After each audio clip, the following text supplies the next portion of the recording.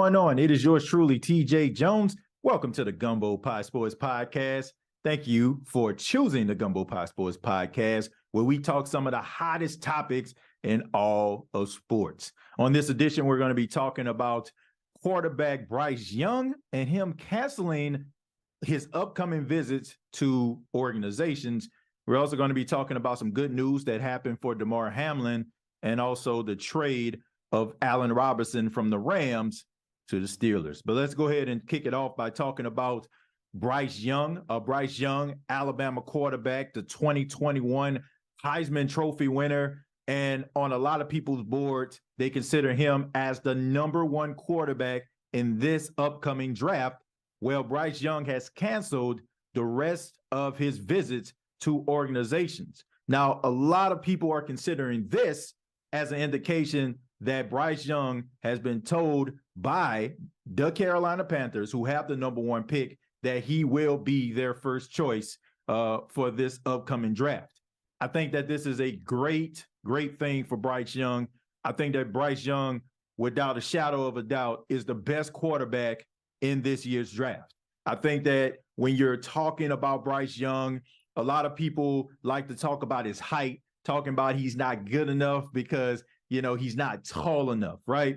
When we seen throughout history that we seen quarterbacks that have been of quote unquote short stature, they have exceeded expectations. One of my favorite all-time quarterbacks, my favorite team, the New Orleans Saints, is Drew Brees. Drew Brees is 6 foot tall, 209 pounds, and had a Hall of Fame career. You also look at a guy like Russell Wilson. Even though Russell Wilson didn't play very well last year, throughout his entire career, he has exceeded expectations. Now, I know that we are prisoners of the moment, and we like to pay attention to what's in front of us right now. So I guess for every Drew Brees, there's a Baker Mayfield or Kyler Murray and what he's dealing with right now in Arizona. But I don't think that this has anything to do with Bryce Young. All I would tell anybody that has been critical of Bryce Young and his ability to be able to play on the NFL level at his size is turn on the film.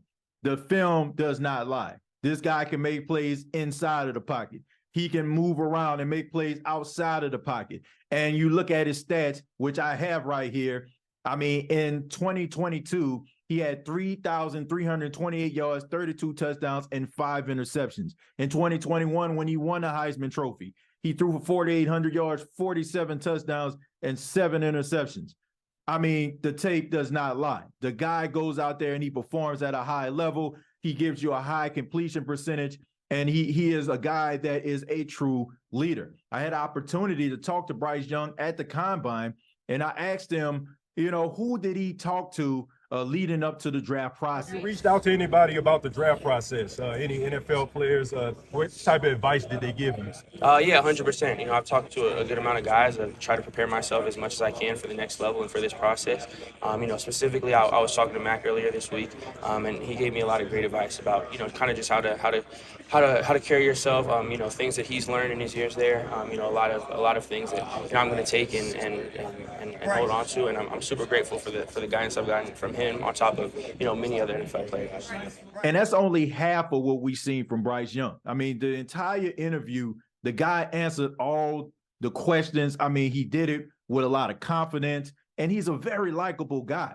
And I just think that, you know, when you're dealing with the draft process, I think we all know how good these guys really are, right? They're really good players. So what you try to do, which some people try to do, I won't say everybody, but what some people try to do, they try to nitpick and they try to find fault in these guys, right? They try to find, you know, little limitations, right? And I guess when you're paying attention to Bryce Young's size, I think that's what everybody has been talking about. You know, there are jokes about him wearing lifts, you know, in his shoes at the Combine and all these type of things. But look, the guy deserves to be the first pick overall. And I don't think the Carolina Panthers would have made the trade with the Bears if they weren't going to get the best quarterback available. And they have a really good head coach in Frank Reich, who has historically done a really good job at developing quarterbacks.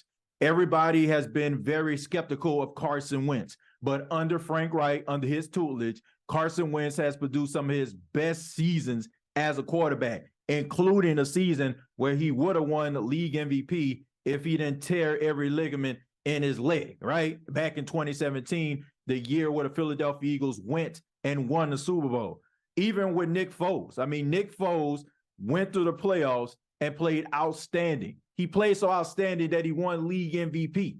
And every time it seems like Carson Wentz or Nick Foles, if they're playing at a high level, is always because Frank Reich is around. Frank Reich is, to me, one of the best head coaches out there. I don't look at what happened with the Indianapolis Colts as an indictment on Frank Reich. I think that the Carolina Panthers have a really good head coach, and whoever becomes the quarterback of the Carolina Panthers has a really good teacher. And I just think the combination of Bryce Young with his skill set and Frank Reich with his ability to be able to get the best out of the quarterback position, I think is a match made in heaven. Anybody that's out here trying to put a square peg into a round hole, and what I mean by that is trying to find other quarterbacks that are more qualified to be the first pick overall in this year's draft over Bryce Young, they just reaching, okay? They're doing their best Stretch Armstrong impression because, once again, the tape does not lie. The guy has done it at a very high level. He has done it against some of the most stiffest competition in the SEC and has put up major numbers. His height has absolutely nothing to do with it. If you are still around here talking about Bryce Young and his height, you're going to find yourself, if you have a favorite team, you're going to find yourself watching this guy carve your team up for years to come. I am not very happy about this situation because, once again, I was born and raised in New Orleans. I've been a Saints fan my entire life, and knowing that Bryce Young is going to be playing the Saints twice a year, not very exciting on my behalf. But as a fan of the National Football League and being a realist, Bryce Young deserves to be the first pick overall. So I don't think that is wrong for him to cancel these visits because I'm pretty sure that his team has done their due diligence, and there's a reason why he would cancel that. Now, he did speak with the Houston Texans. He did take a visit from them. Of course, I mean, you have to. I mean, they got the second pick in the draft, so you want to make sure that you talk to them because you never know how the draft is going to go. But the fact that he's canceled his visits, I think is pretty much a done deal that he's going to be, drafted by one of these two teams. If I'm a betting man, I would say he would be the first pick overall. If you're a smart man, like I hope that the Carolina Panthers are, you're going to draft Bryce Young and allow this guy to be the future of your franchise. This guy checks all the boxes for leadership. He checks all the boxes for, the quarterback position and playing at a high level. So looking forward to seeing what the draft is going to look like. Not looking forward to seeing Carolina possibly drafting Bryce Young and playing the Saints twice, but the guy deserves to be the first pick overall. I don't care what his measurables are. You can't measure heart, and you for sure can't measure talent. I almost let one slip. Okay, you can't let that pass you by, man. So shouts out to Bryce Young. Think he deserves to be the first pick overall. But let's go ahead and move on. Let's move on and talk a little bit about some good news. Damar Hamlin. Damar Hamlin, he captured the hearts of people around the world. That tragic event that took place on Monday Night Football on January 2nd of this year. Damar Hamlin, making a play on special teams, just collapsed on the field. And it was a very shocking moment, man. It was a shocking moment. It stopped the game, of course. The game was canceled due to it. He went into cardiac arrest, and people were genuinely concerned about Damar Hamlin. And, fortunately, Damar Hamlin has made a full recovery. And according to sources, Damar Hamlin has been medically cleared to play football again. And this is very, very good news for Damar Hamlin. Damar Hamlin, he deserves to continue his career. I'm pretty sure there's going to be some skeptics out there. A part of me is happy that he gets an opportunity to continue his career if the opportunity presents itself. But I think it's always going to be in the back of people's mind, is this going to happen again? and it's not his fault, but that's just the way that it goes. I can remember watching Indianapolis Colts wide receiver Austin Collie. Austin Collie, solid slot receiver, made big plays, made some really good plays when Peyton Manning was the quarterback, but he kept getting concussions. There was one time where he got concussed and he was knocked out cold on the field. I mean, the entire stadium, Lucas Oil Stadium, went quiet, right? And, of course, he captured the hearts of a lot of NFL fans. People wished him a speedy recovery, and Austin Collie came back. And then once again, it just so happened that Peyton Manning and the Indianapolis Colts had a live televised game once again, and Austin Collie was knocked out cold. And I think that even though he tried to come back, I don't think that, teams and organizations gave him opportunity. It's the optics of this thing, right? Because you want this guy to play because he's really good. I mean, when Michael Hyde went down and he was lost for the entire season, Damar Hamlin stepped in and he played really, really well. And, he has that talent. He's really young. He's only 25 years old, so he has plenty of football ahead of him.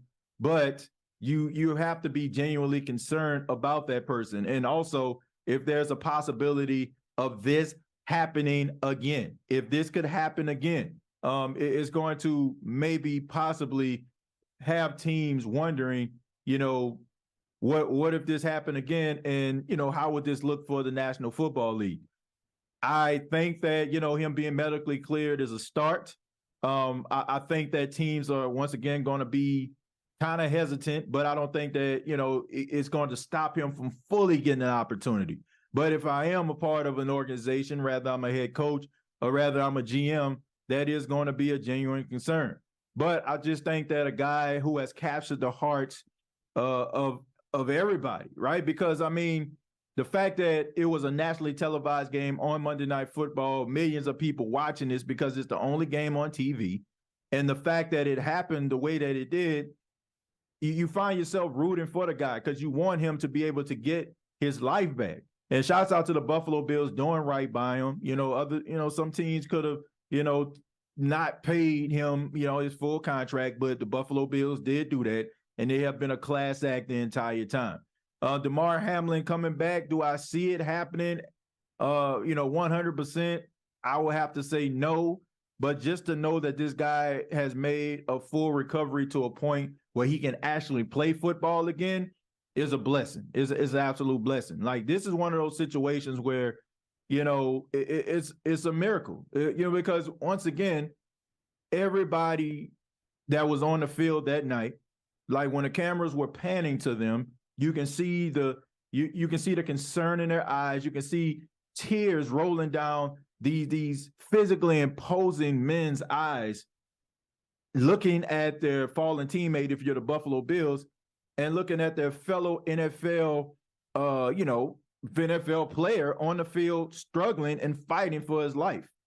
And it was a good moment when in the playoffs, Damar Hamlin was at the game and he was firing up the crowd, and that was a really good moment. It was a special moment. It was great to see because it was a lot of people that were wondering what was going on with Damar Hamlin, because it wasn't like one of those situations where, it was wall-to-wall coverage.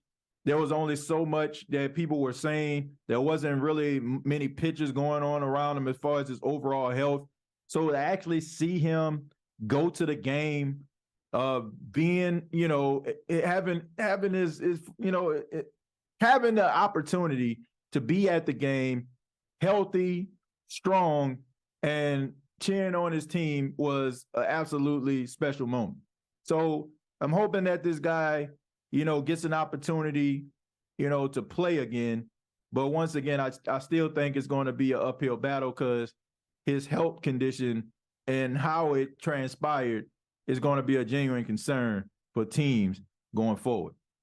And last, got to talk about Allen Robinson. Allen Robinson, wide receiver for the Los Angeles Rams, played pretty well, throughout his entire career with the Rams. Last season, he played in 10 games.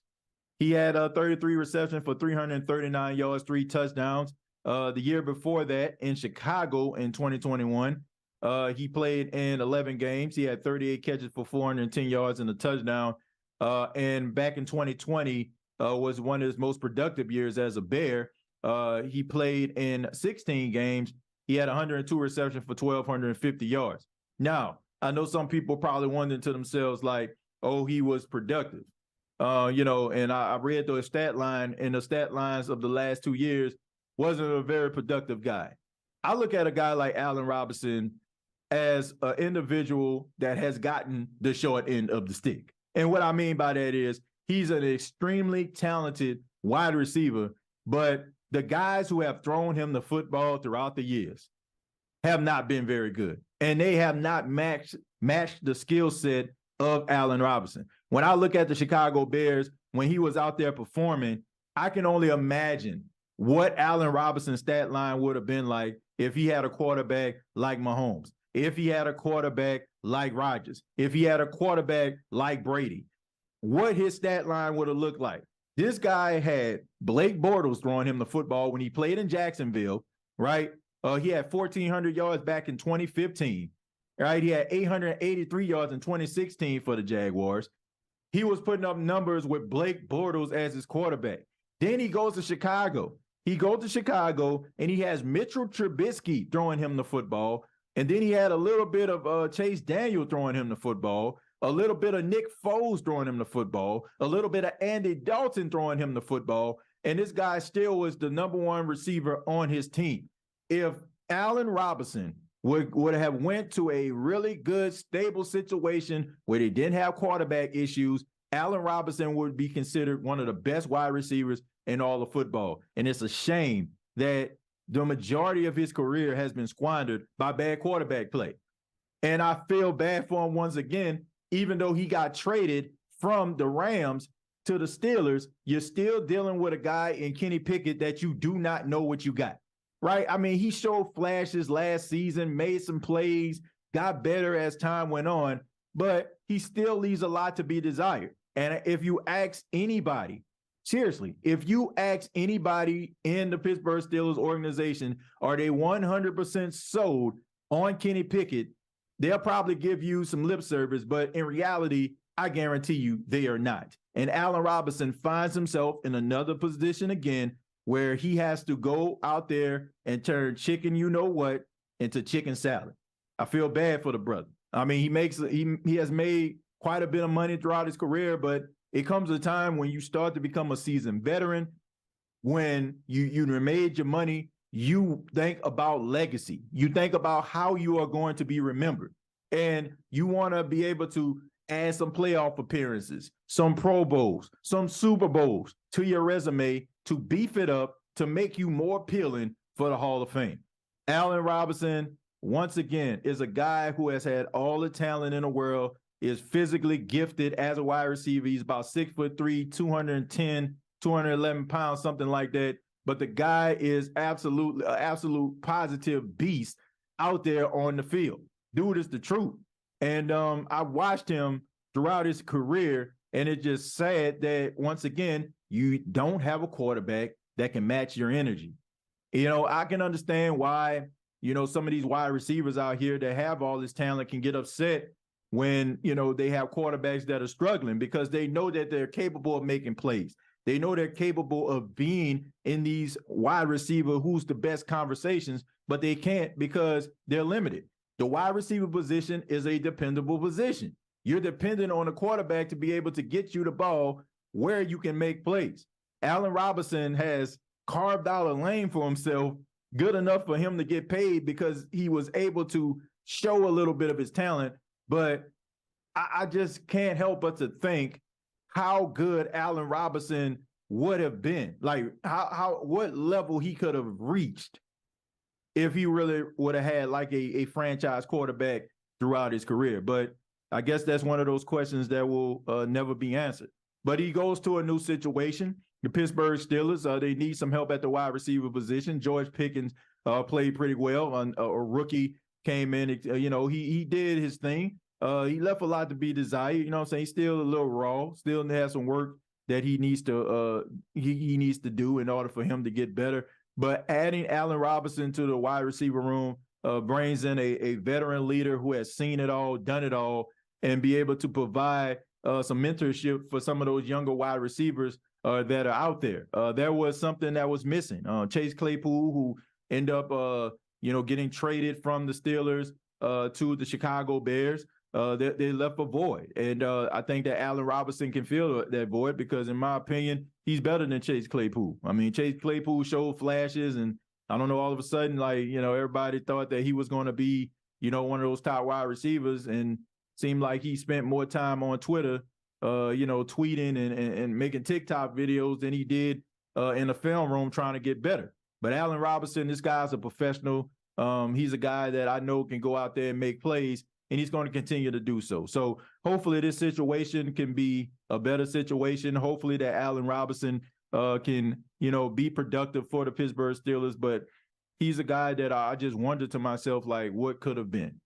But I want to say thank you all for checking out the Gumbo Pie Sports Podcast. Really do appreciate it. Feel free to hit that like button, comment. Also subscribe to the Gumbo Pie Sports Podcast channel. Previous episodes available on Apple Podcasts, Spotify, iHeartRadio, Anchor FM. You can also follow the Gumbo Pie Sports Podcast on Twitter at Gumbo Sports Talk, and follow yours truly, TJ Jones, on Twitter at TJAY Jones 8. Till next time, I'll see you.